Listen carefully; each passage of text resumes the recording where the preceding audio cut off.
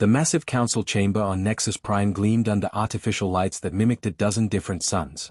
Ambassador Rebecca Hayes stood alone in the center of the circular floor, surrounded by holographic projections of alien leaders from 7 different civilizations.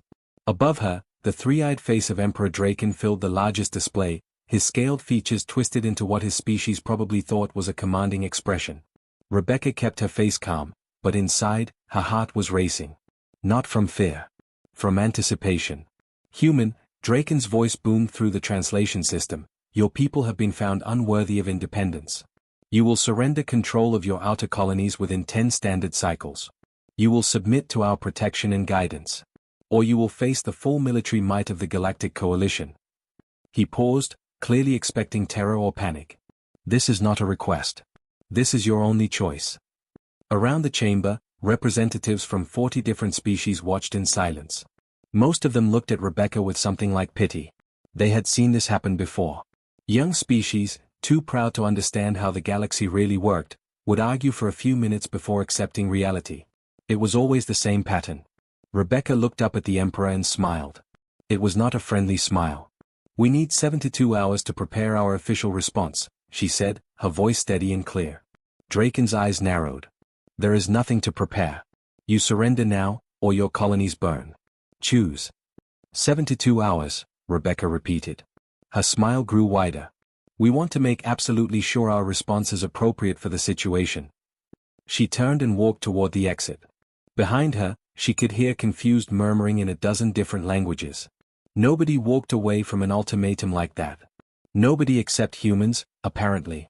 As the door sealed behind her, Rebecca allowed her smile to become a full grin. She touched her communication device. Admiral Wright, they did it. They actually declared war on us. From Earth, 20 light-years away, Admiral Thomas Wright's voice came back immediately. Good. We've been waiting for this. Get somewhere safe, Rebecca. Things are about to get interesting. On Earth, deep beneath the Swiss mountains, the Global Defense Command Center hummed with controlled activity. Admiral Thomas Wright stood before a massive holographic display showing Earth's entire defensive network. Hundreds of officers worked at stations around him, their faces focused and calm. Colonel James Peterson walked up beside him, holding a data pad. Sir, all colonial forces have confirmed receipt of Protocol Ragnarok activation codes. They're moving to defensive positions now. Thomas nodded slowly. He was a tall man in his 60s, with gray hair and the kind of weathered face that came from decades of military service. Right now, he was smiling like a man who had just been given the best news of his life. They really thought we would just surrender, Thomas said quietly. 50 years. 50 years we've been playing nice with the council. Nodding and smiling and pretending to be grateful for their wisdom. He pulled up a classified file on the hologram. They thought that was all we were capable of. James looked at the file designation. Ghost Fleet, maximum security. They have no idea about the shipyards, do they? They don't know about a lot of things, Thomas replied. They don't know about our real military strength. They don't know we've been studying every single species in the council for 5 decades. They don't know about the weapons we've developed. They don't know about our intelligence network operating behind their lines. He turned to look at James. They think we're sheep. They're about to learn a very old human lesson. What lesson is that, sir? Never mistake patience for weakness. Thomas opened a communication channel. Dr. Emily Hart, this is Admiral Wright. Begin activation of all Ghost Fleet units. Authorization code Ragnarok Alpha 7. On the far side of Earth's moon, in a crater that didn't appear on any public maps, Dr. Emily Hart received the message she had been waiting 20 years to hear. She stood in front of an observation window looking out into the darkness. Except it wasn't dark anymore. As she watched, lights began to appear in the crater below her. Hundreds of them. Then thousands. 3,000 warships hung in perfect formation, each one incorporating the most advanced technology humanity had ever created. They had been built in secret over 5 decades, using a combination of reverse-engineered alien technology and human innovation. Each ship was covered in adaptive camouflage that made them nearly invisible to sensors. Lieutenant Miller, Emily said to her assistant, begin full system activation. Warm up all reactors. Prepare the fleet for deployment. David Miller, a young officer with nervous hands, typed commands into his console. Doctor, this is really happening, isn't it? We're actually going to war. Emily turned to look at him. She was a small woman with sharp eyes and gray hair pulled back in a tight bun. She had spent her entire adult life preparing for this moment. They threatened our colonies, David. They threatened our people. They gave us an ultimatum. She looked back at the fleet. Yes, this is really happening. And when it's over, the galaxy is going to learn what happens when you threaten humanity. Throughout the hidden lunar facility, automated systems came to life. Reactors that had been dormant for years began to spin up. Weapons systems ran self-diagnostics. Navigation computers calculated attack vectors. The Ghost Fleet was waking up. Back on Nexus Prime, Rebecca Hayes sat in her private quarters watching news broadcasts from across the galaxy. Every channel showed military analysts confidently predicting Earth's surrender. The humans have perhaps 200 warships in total, a reptilian commentator was saying.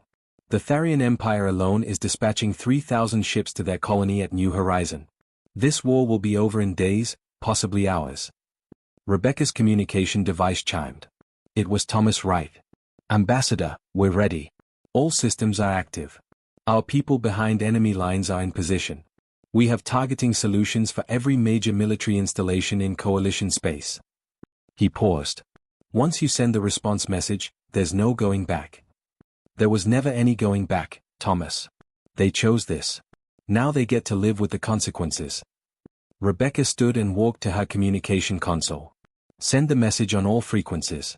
Every council chamber, every military channel, every news network in the galaxy. Make sure everyone sees this. She activated the quantum broadcast system and stood in front of the camera. She wore her formal ambassador's uniform, and her expression was calm and cold. To the Galactic Council and the Tharian Empire, she began, your declaration of war has been received and carefully considered. She paused. We accept. Across 1,000 worlds, billions of beings stopped what they were doing to watch. You wanted to know what humanity does when cornered. You wanted to test our resolve. You're about to get your answer. Rebecca leaned forward slightly. Earth does not surrender. Earth does not submit. And Earth does not forgive threats against our people. You have 6 hours to withdraw your fleets and cancel your ultimatum. After that, we will consider all coalition military forces hostile targets. Her smile was sharp enough to cut steel. We've been waiting 50 years for someone to make this mistake. Thank you for giving us the excuse. The transmission ended. For 30 seconds, the galaxy was completely silent. Then every human facility in Council space transmitted the same 2 words simultaneously, see you soon. In the Tharian Imperial War Room, Emperor Draken stared at the screen. His military advisors stood frozen around him. They are bluffing, one advisor said weakly. They must be bluffing. Draken had fought in 6 wars. He had conquered 3 species. He knew the look in a warrior's eyes. The human female had not been bluffing. Send the 3rd Fleet to New Horizon, he ordered. 3,000 ships. Overwhelming force. We will crush them quickly. As his officers scrambled to follow orders, Draken felt something unfamiliar crawl up his spine.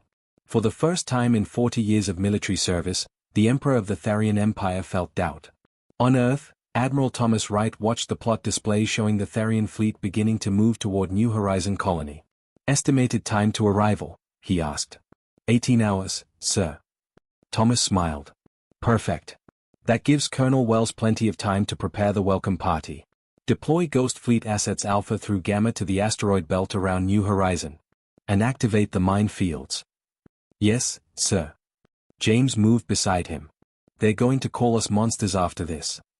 Let them, Thomas replied quietly. They started this war. We're just going to finish it. On the holographic display, 3,000 Tharian warships moved through space in perfect formation, confident in their overwhelming superiority. They had no idea they were flying into the most sophisticated trap in human history. Thomas allowed himself one final smile. Time to show them what 10,000 years of human warfare really means. And deep in the lunar crater, 3,000 Ghost Fleet ships began moving toward their deployment positions.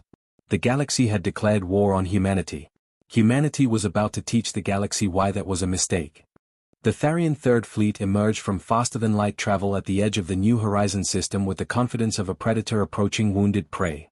3,000 warships, each one bristling with weapons, spread out in a formation that had crushed a dozen civilizations before humanity had even discovered fire. Commander Vector stood on the bridge of his flagship, watching the tactical display with satisfaction. The human colony appeared completely defenseless. No orbital platforms. No defense satellites.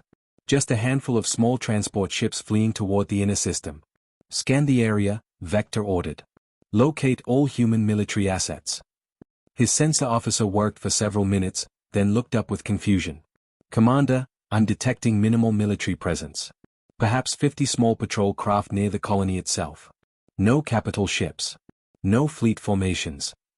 Vector's scaled face wrinkled in what might have been disappointment. That's all? The humans abandoned their people. He made a dismissive gesture.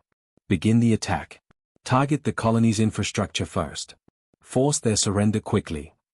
The fleet began moving forward, engines glowing as they accelerated toward the inner system. They never saw the trap closing around them. In an asteroid field 3 million kilometers away, Colonel Patricia Wells watched her display screen with intense focus. She was a compact woman with short red hair and 20 years of combat experience. Right now, she was sitting in a command bunker carved into the largest asteroid in the belt, surrounded by 40 officers who had been waiting in silence for 18 hours. Tharian fleet is entering the kill zone, her tactical officer reported quietly. Range, 2 million kilometers and closing. Patricia touched her communication device. All units, this is Wells. Hold position. Do not activate any systems yet. Let them come deeper. Around the asteroid belt, 300 human warships sat in complete silence, their stealth systems making them invisible to enemy sensors. They had been there for 2 days, waiting. Beside them, disguised as ordinary asteroids and space debris, were 7,000 automated mines, each one carrying a warhead powerful enough to crack a battleship in half. The Tharian fleet continued forward, completely unaware. Range, 1 million kilometers, the tactical officer said. Patricia leaned forward. Activate the mines. All weapons free. Attack pattern Omega. Show them what happens when you threaten human families. Throughout the asteroid field, 7,000 mines suddenly came to life. Their engines ignited simultaneously, sending them streaking toward the Tharian formation at incredible speeds.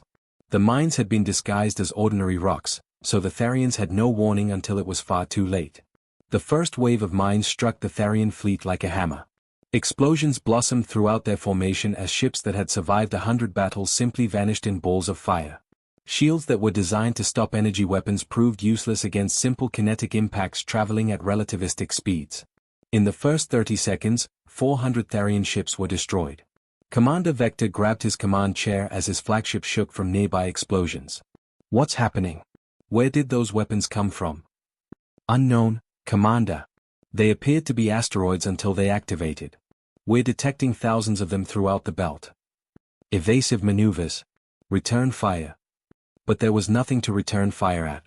The mines were automated, carrying no crew, designed for one purpose, to die while taking an enemy ship with them. The second wave struck. Then the third. Commander, we've lost 600 ships. Our formation is breaking apart. Vector's mind raced. This was impossible. The humans were supposed to be primitive. Their technology was supposed to be inferior. How did they have weapons like this? Pull the fleet back. Retreat to safe distance and regroup.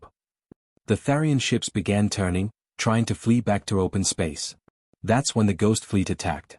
300 human warships dropped their stealth systems simultaneously, appearing on sensors like ghosts materializing from nowhere. They had surrounded the Tharian formation while the enemy was distracted by the mines. The human ships were smaller than the Tharian battleships, sleeker, built for speed and precision rather than raw power. But each one carried weapons that the Galactic Council had never seen before. Patricia watched her tactical display as the human ships opened fire. Activate railgun batteries. Target their command ships first.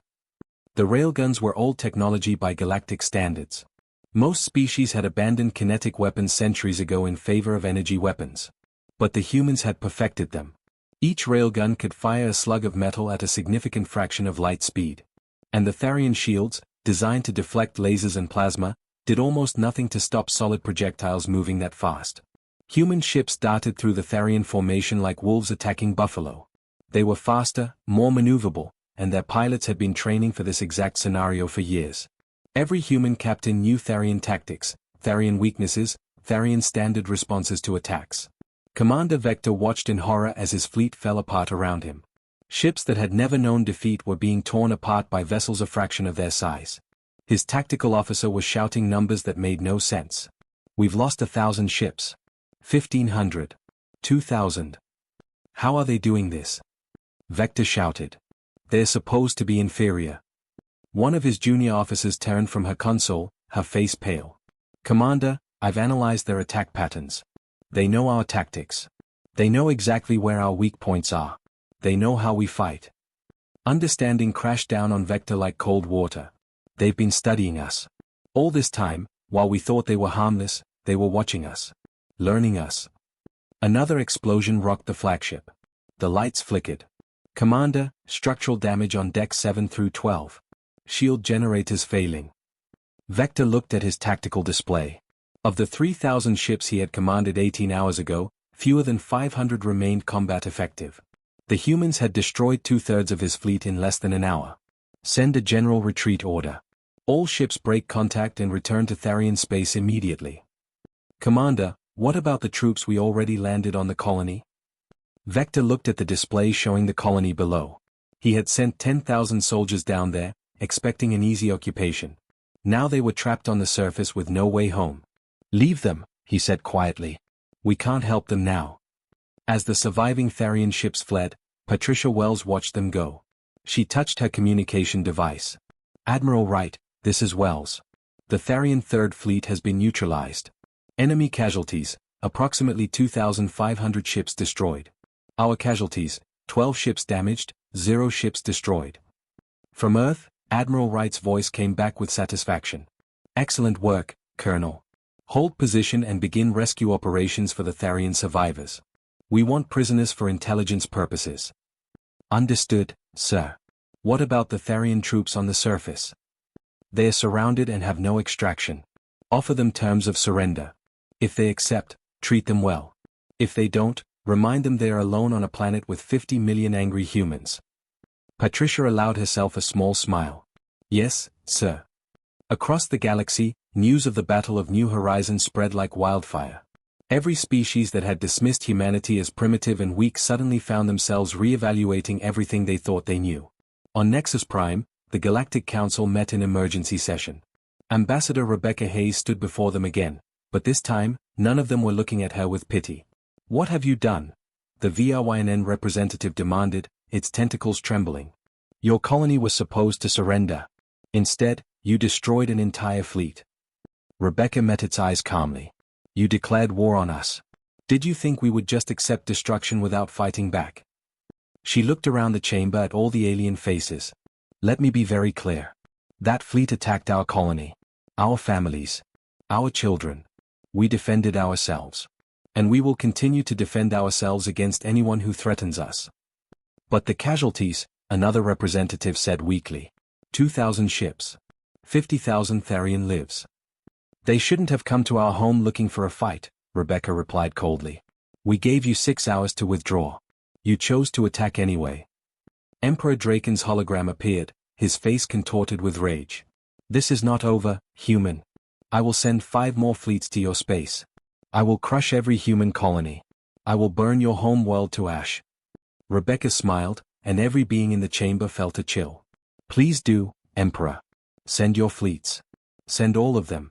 Because every ship you send to human space is one more ship we get to destroy. We've been preparing for this war for 50 years. How long have you been preparing to fight us? The Emperor had no answer. Rebecca turned to address the entire council. You all wanted to see what humanity does when pushed into a corner. Now you know. We fight. We win. And we don't stop until everyone who threatened us regrets their decision. She paused. The question now is, who else wants to test us? The chamber was silent. The Galactic Council had made a terrible mistake, and they knew it. But pride and fear pushed them forward anyway.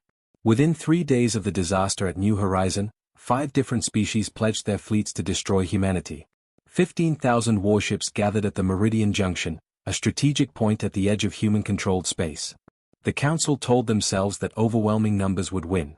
That humanity had simply gotten lucky at New Horizon. That once the humans saw the true might arrayed against them, they would finally surrender. They were wrong about everything. Admiral Thomas Wright stood in the Global Defense Command Center on Earth, studying the holographic display of enemy fleet positions. Around him, officers worked in focused silence. Colonel James Peterson approached with a data pad. "Sir, intelligence confirms the coalition fleet is gathering at Meridian Junction as expected. 15,000 ships from 7 different species. They plan to use it as a staging ground before pushing into our territory." Thomas nodded slowly. "And our assets behind their lines?" "In position and ready, sir. They've been operating undercover for years. Nobody suspects a thing." Thomas allowed himself a cold smile. For 5 decades, humanity had sent people into council space.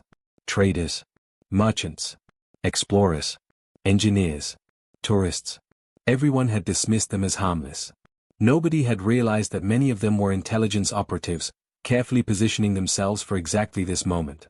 "Execute Operation Backfire," Thomas ordered. "Hit them everywhere at once.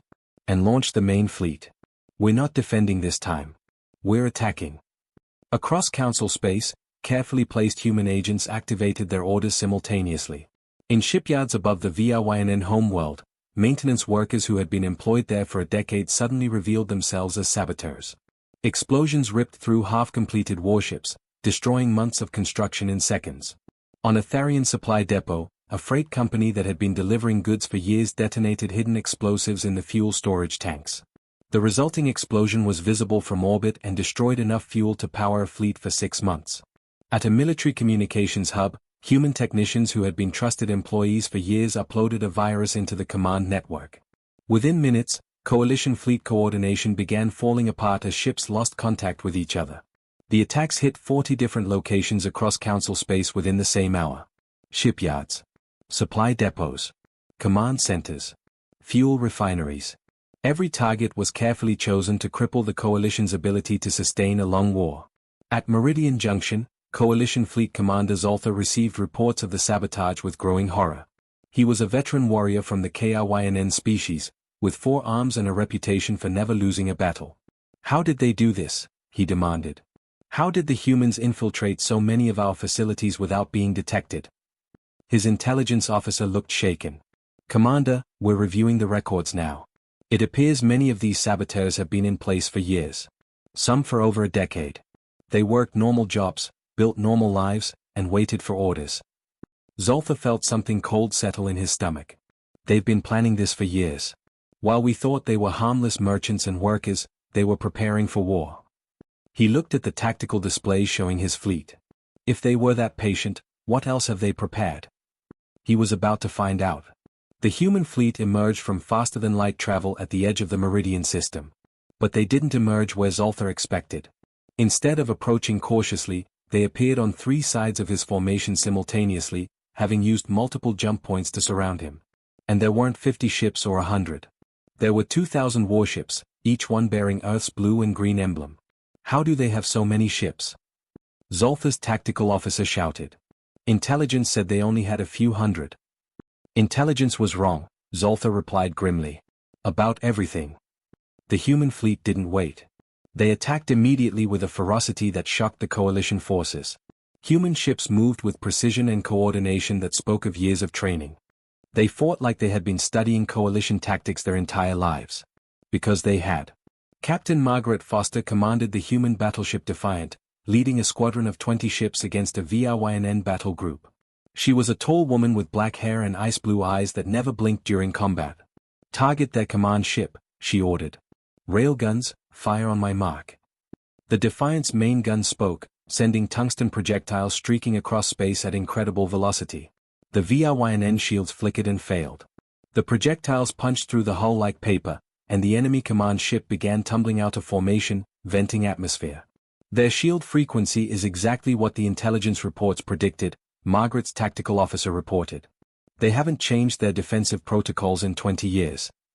"Then they're about to pay for that mistake," Margaret replied.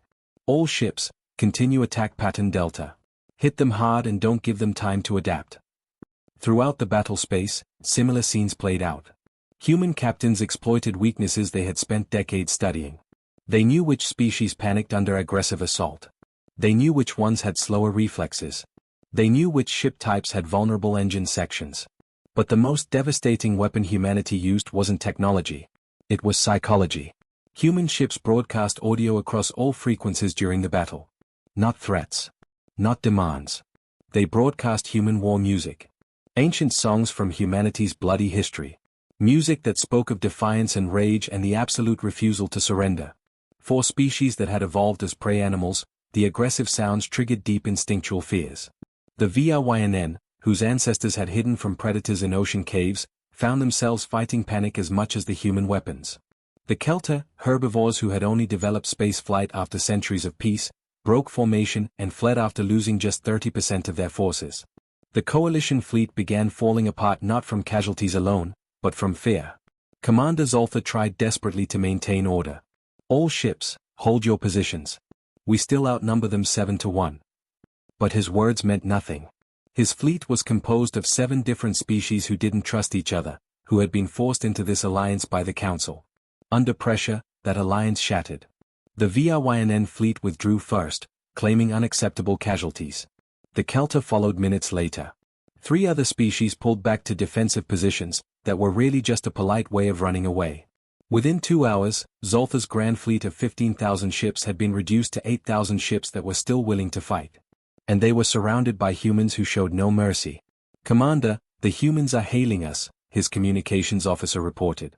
On the screen appeared the face of Admiral Thomas Wright, transmitted from Earth 20 light-years away. He looked calm and almost friendly. "Commander Zoltha, I'm told you're considered one of the finest military minds in the Council. So I'm going to speak to you as one professional to another." Thomas leaned forward slightly.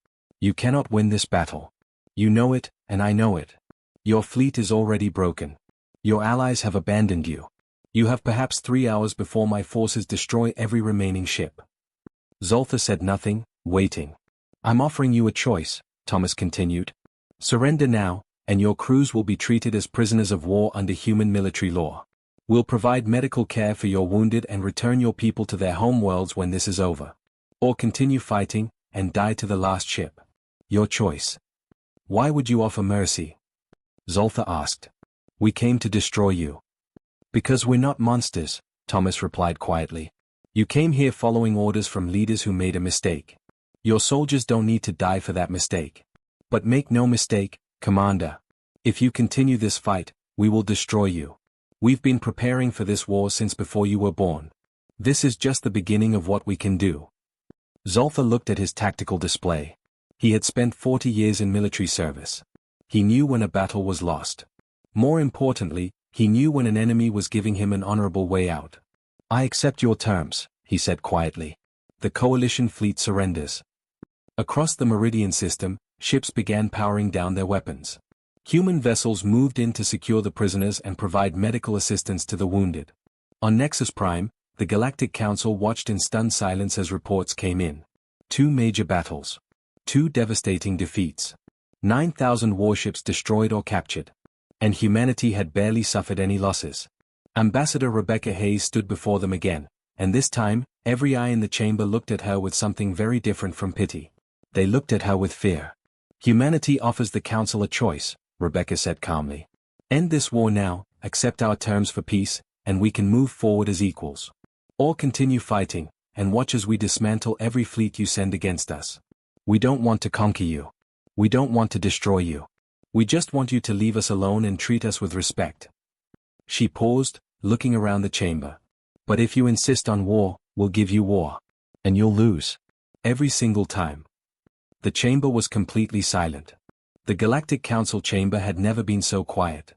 3 species had already withdrawn from the coalition, publicly apologizing to humanity and begging for separate peace treaties.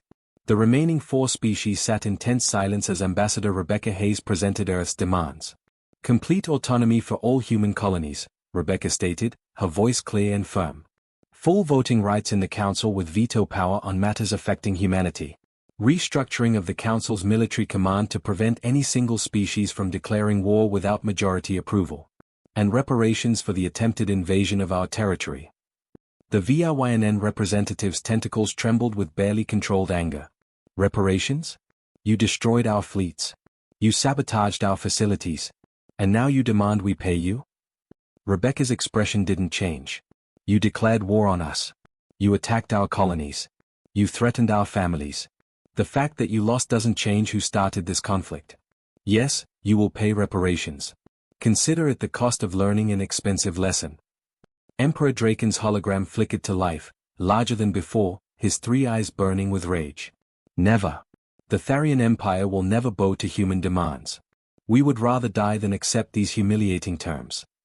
That can be arranged, Rebecca replied coldly.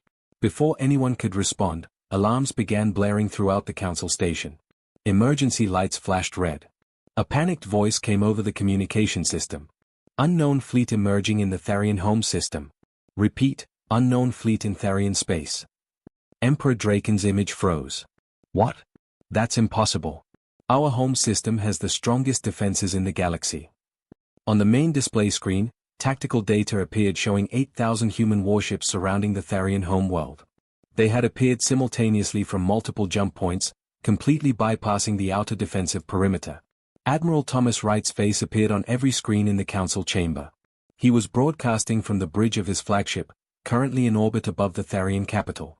Emperor Draken, I'm calling to discuss your options, Thomas said calmly. As you can see, we're currently positioned around your homeworld. Your defensive fleet is still 3 hours away, having been drawn out of position by what they thought were raids on your outer colonies. Those raids were a diversion. We're here now. Draken's scaled face had gone pale. You wouldn't dare attack our homeworld. That would be genocide. Even humans wouldn't go that far. You're right, we wouldn't, Thomas agreed. But we don't need to attack. We just need to sit here and demonstrate that we could if we wanted to.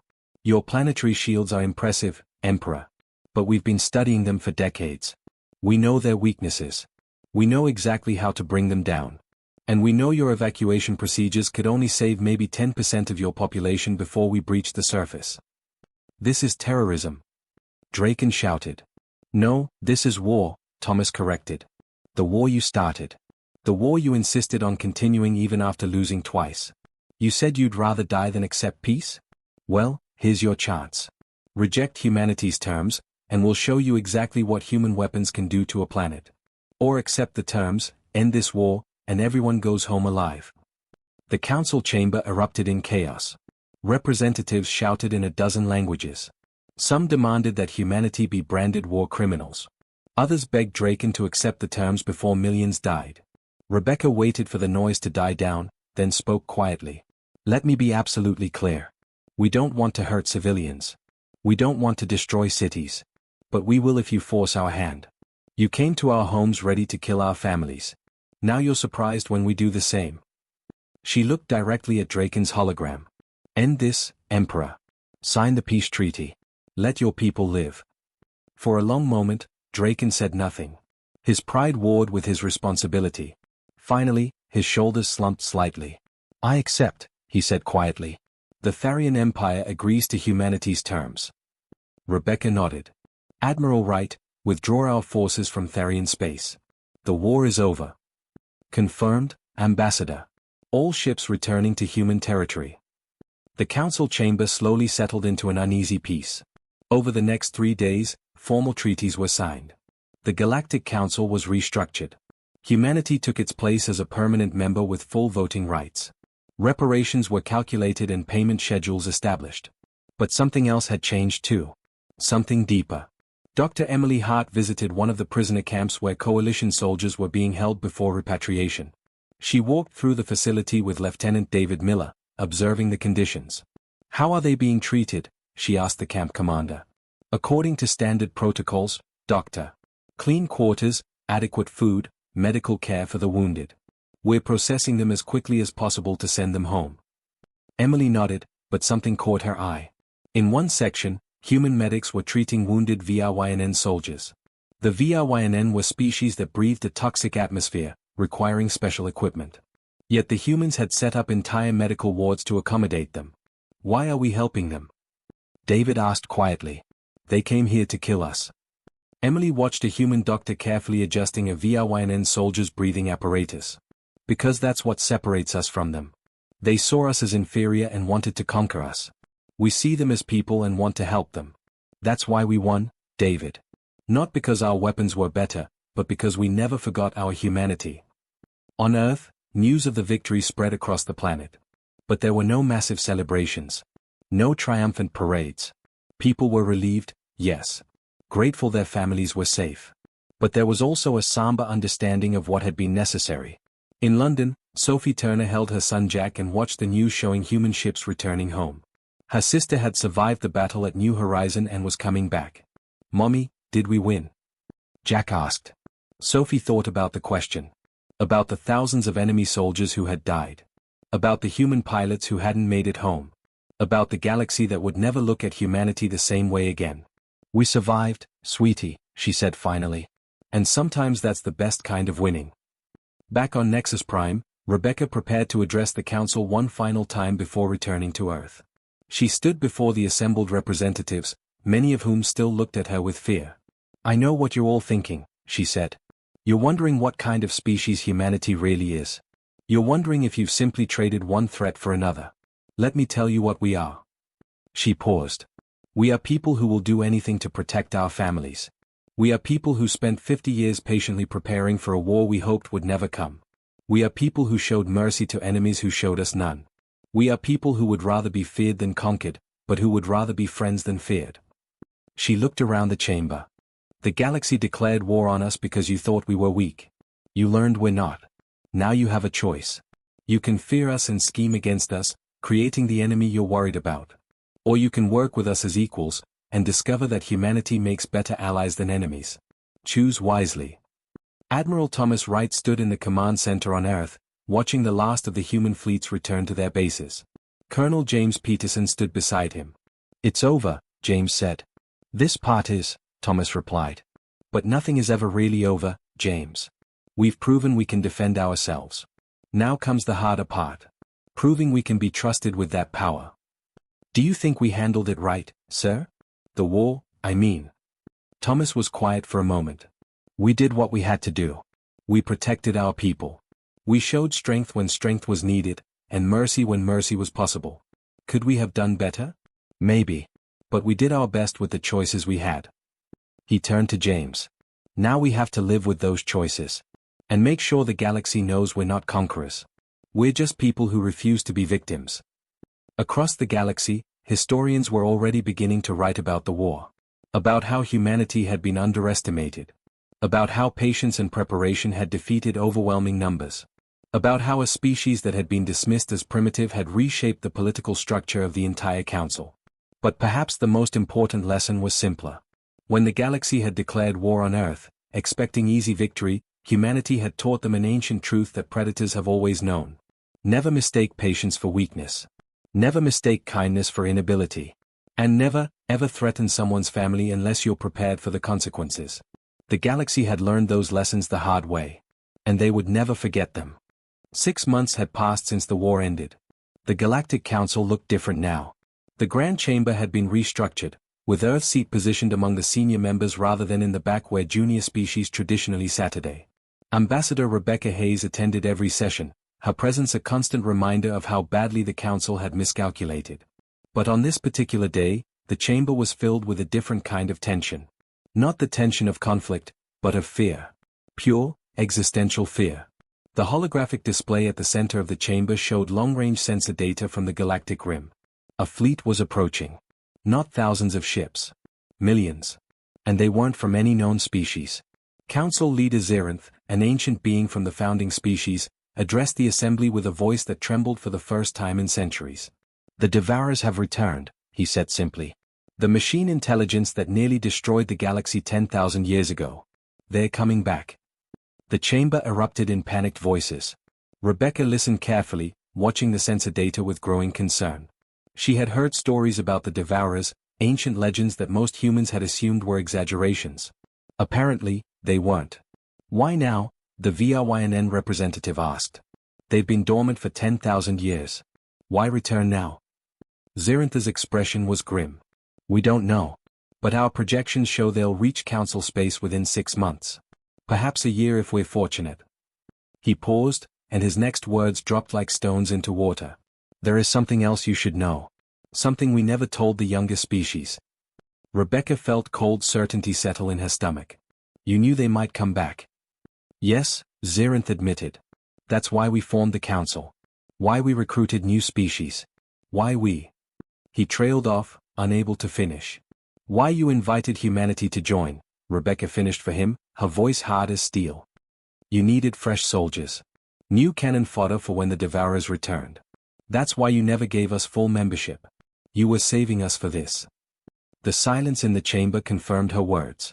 Rebecca stood slowly, her hands clenched at her sides. You planned to sacrifice us. You brought us into your council knowing we'd be the first line of defense against an enemy we didn't even know existed. We had no choice, Xerath said weakly. The Devourers consumed a third of the galaxy last time. Billions died. We barely survived. We needed every advantage for when they returned. So you lied to us for 50 years. Then declared war on us when we didn't obey quickly enough. And now you want our help. Rebecca's laugh was bitter. You have exceptional timing, council leader. The Tharian representative, a replacement for Emperor Draken who had abdicated in shame, spoke up. Ambassador Hayes, please. We understand your anger. We deserve it. But this threat is beyond our past conflicts. If the Devourers aren't stopped, every species in the galaxy will be exterminated. Including humanity. Rebecca looked at the sensor data again. The numbers were staggering. Even with the entire council's combined military forces, they would be outnumbered 20-1. It would be a slaughter. She activated her communication device. Admiral Wright, are you seeing this data? From Earth, Thomas Wright's voice came through clearly. Yes. I've been analyzing it for the past hour. Rebecca, this is bad. These machines, if the historical records are accurate, they don't negotiate. They don't take prisoners. They just consume everything in their path and convert it into more machines. Can we fight them? Alone? No. Even with the Council's help. He paused. Maybe. But it would cost everything we have. Every ship. Every soldier. And we still might lose. Rebecca closed her eyes. Humanity had just won its independence. They had just proven they could defend themselves. They had just earned the respect and fear of the entire galaxy. And now they were being asked to throw it all away fighting someone else's ancient enemy. It would be so easy to refuse. To take their ships and retreat to human space, seal the borders, and let the Council face the consequences of their own deceptions. They would deserve it. But that wasn't who humanity was. Rebecca opened her eyes and looked at the assembled representatives. Admiral Wright, prepare the fleet. All of it. Rebecca, are you sure? After everything they did to us. I'm sure. Because if we don't fight, everyone dies. Including us. And because. She paused, choosing her words carefully. Because showing mercy to defeated enemies is easy. Showing mercy when you're angry is hard. But that's when it matters most. She addressed the Council. Humanity will fight alongside you. Not because you deserve our help. Not because we forgive what you did. But because there are billions of innocent civilians in Council space who had nothing to do with declaring war on us. Children who don't deserve to die because their leaders made mistakes. We'll fight for them. The relief in the chamber was palpable. But Rebecca wasn't finished. However, this will be done our way. Admiral Wright will command the combined fleet. Our tactical doctrine will be followed. Our strategies will be implemented. And when this is over, assuming we survive, the Council will be permanently restructured to ensure no species is ever used or deceived the way you tried to use us. Agreed? Xerath nodded slowly. Agreed. The Council places itself under human military command. Over the next 3 months, the greatest military mobilization in galactic history took place. Every Council species contributed ships, soldiers, and resources. But the driving force was humanity. Dr. Emily Hart worked around the clock with alien scientists, combining human innovation with Council technology to create new weapons. Lieutenant David Miller coordinated with engineers from 7 different species to retrofit ships with improved defenses. Captain Margaret Foster trained mixed-species crews in human combat tactics. The aliens struggled at first with the aggressive, fast-paced human style of warfare. But gradually, they began to understand. To adapt. Colonel Patricia Wells established defensive positions at key choke points between the Rim and Council space. She positioned forces with the same careful precision she had used at New Horizon, creating traps and fallback positions. And Admiral Thomas Wright coordinated it all from his flagship, now serving as the command vessel for the largest fleet ever assembled. 100,000 ships from 30 different species, all working together under human leadership. On Earth, people watched the preparations with mixed emotions. They were proud of their military. Proud that humanity was standing up to help others. But also afraid. This wasn't like the war with the Council. This was something far worse. Sophie Turner held her son Jack and tried to explain what was happening. Are the bad machines coming here? Jack asked. Maybe, sweetie. But we're going to stop them first. Is Aunt Lisa going to fight them? Sophie thought of her sister, now serving on a destroyer heading toward the rim. Yes. She's going to help protect everyone. Even the aliens who tried to hurt us. Sophie was quiet for a moment. Yes. Even them. Because that's what good people do, Jack. We help others, even when it's hard. Even when we're scared. Even when those people haven't been kind to us. Why? Because somebody has to. And if we don't, who will? At the Abyss Gate, the designated battlefield at the edge of Council space, the combined fleet waited. Admiral Thomas Wright stood on the bridge of his flagship, surrounded by officers from a dozen different species. Beside him, Colonel James Peterson monitored the sensor displays. Contact in 30 minutes, James reported. The Devourer fleet is massive, sir. We're tracking over 2 million enemy vessels. Thomas nodded calmly. He had fought in many battles, but never anything like this. All ships, this is Admiral Wright. I know many of you are afraid. I know some of you are wondering why you're here, fighting alongside species you don't trust, commanded by humans you barely know. He paused, gathering his thoughts. Here's what I know. Every species in this fleet has families back home. Children. Parents. Loved ones. Those people are counting on us. Not because we're perfect. Not because we always make the right choices. But because we're here, and we're willing to fight for them. His voice grew stronger. The enemy doesn't care about our politics. Doesn't care about our past conflicts. They just want to destroy us all. So today, we're not Therians or VRYNN or humans or any individual species. Today, we're just people. People who refuse to surrender. People who stand together against extinction. On the sensor display, the Devourer fleet began to appear. Ship after ship, stretching across space like an endless swarm of locusts. All ships, weapons free. Attack pattern Omega. And remember, Thomas's voice was calm but firm, we're not just fighting for ourselves. We're fighting for everyone who comes after us. Make it count. The two fleets collided in the largest space battle in galactic history. Human tactics and Council resources combined in ways neither could have achieved alone. Ships that had been enemies months ago now protected each other's flanks. Captains from different species coordinated attacks with the precision of longtime partners. It was brutal. It was costly. Thousands of ships were destroyed in the first hour alone. But the combined fleet held their ground, using human defensive strategies to absorb and deflect the Devourer assault. Captain Margaret Foster led a desperate attack on a Devourer command node, her ship taking heavy damage but succeeding in destroying the target. Colonel Patricia Wells's defensive positions funneled the enemy into kill zones where concentrated fire could do maximum damage. And Dr. Emily Hart's new weapons, combining human kinetic technology with Council energy systems, proved devastatingly effective against the machine intelligence's armor.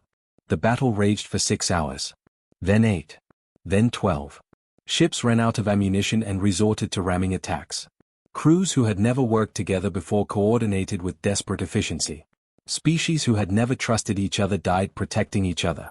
Finally, Captain Robert Chen led a suicide mission deep into the Devourer mothership's core. His team, consisting of humans and aliens, fought through corridors filled with hostile machines. They reached the central processing unit and activated Dr. Hart's final weapon, a virus designed specifically for machine intelligence. The virus spread through the Devourer network like wildfire. Ships stopped firing. Coordination collapsed. Within minutes, the entire enemy fleet began shutting down. We did it, James said quietly, staring at the tactical display in disbelief. We actually did it. Thomas looked at the casualty reports. 20,000 ships destroyed.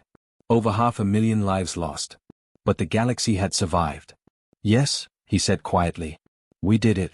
At a terrible cost, but we did it. Across the galaxy, celebrations erupted. Humanity was no longer seen as the aggressive newcomer or the dangerous unknown. They were seen as the species that had saved everyone. The species that had chosen to help even when they had every reason to refuse. 6 months later, Ambassador Rebecca Hayes stood before a restructured Galactic Council. The old hierarchy was gone, replaced by a truly representative system where every species had equal voice. Council Leader Zirinth addressed the assembly. Ambassador Hayes, on behalf of the entire council, we thank humanity. Not just for your military skill, but for your moral courage. You showed us what true leadership looks like. Rebecca smiled slightly. We didn't do it for thanks. We did it because it was right. Because that's what people do when others are in danger, even if those others haven't treated them well. She looked around the chamber at all the different species represented there. The galaxy declared war on Earth because you thought we were weak. You tried to use us as weapons. But you learned something important. Humanity's strength doesn't come from our weapons or our tactics. It comes from our willingness to fight for others. To sacrifice for people we don't even know. That's what makes us dangerous, yes. But it's also what makes us worth having as allies. She paused. The question now is, what kind of galaxy do we want to build? One where species use each other? Or one where we actually work together as equals? The council voted unanimously. For the first time in galactic history, true equality was established. And humanity, the species that had been underestimated and betrayed, became the moral compass that guided them all forward. Admiral Thomas Wright retired from military service and took a teaching position, training the next generation of officers from every species. Dr. Emily Hart continued her research, but now focused on peaceful applications of technology. Captain Margaret Foster became the first human to command a multi-species exploration fleet. And on Earth, Sophie Turner told her son Jack about his Aunt Lisa, who had survived the battle and come home a hero. Remember what I told you, sweetie? About helping people even when it's hard. Yes, Mommy. That's what Aunt Lisa did. That's what all those brave people did. They helped everyone, even the ones who hadn't been kind to us. Because that's what heroes do. Jack thought about that for a moment. I want to be a hero too. Sophie smiled and hugged him tight. Then remember this story.